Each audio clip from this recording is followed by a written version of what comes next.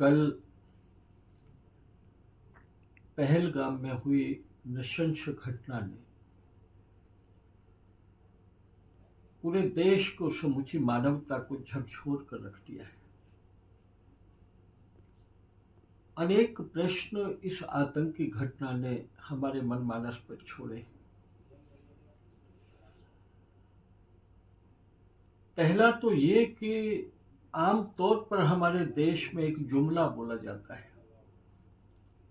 आतंकवाद का कोई धर्म नहीं होता। लेकिन हमें कोई बताए कि कल नाम पूछ कर हत्याएं की गई है, वस्त्र उतार कर आइडेंटिफाई करके कि वे हिंदू हैं इसलिए कत्ल किए गए हैं, और इसलिए कृपा करके अब इस देश में ये जुमला बंद होना चाहिए।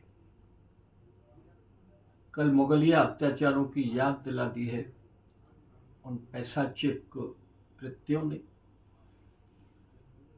थोड़ा धैर्य रखें।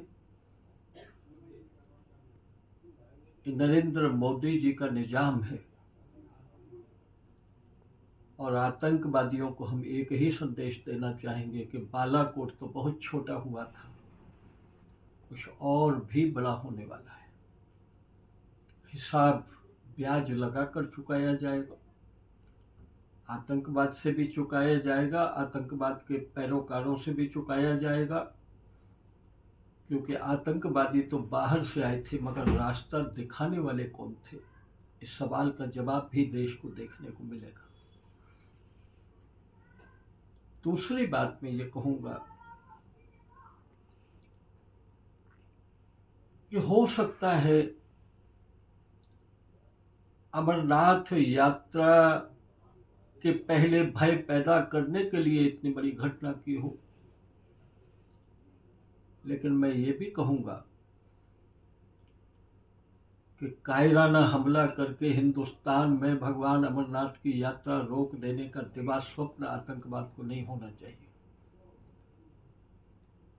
भगवान भोलेनाथ के यात्री पहले से भी बड़ी यात्रा करेंगे इस देश में, अमरनाथ जी की यात्रा।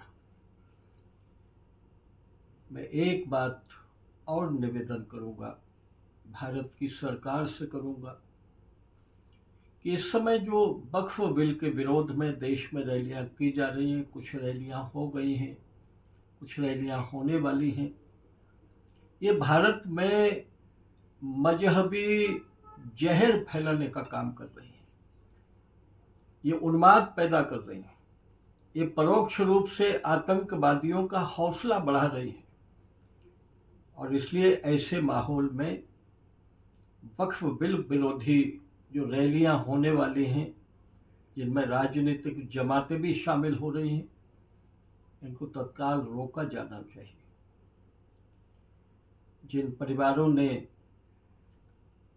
अपने भाई बेटे खोए हैं, पति खोए हैं, बहनों ने, उन सब के प्रति हमारी बहुत गहरी संवेदना है।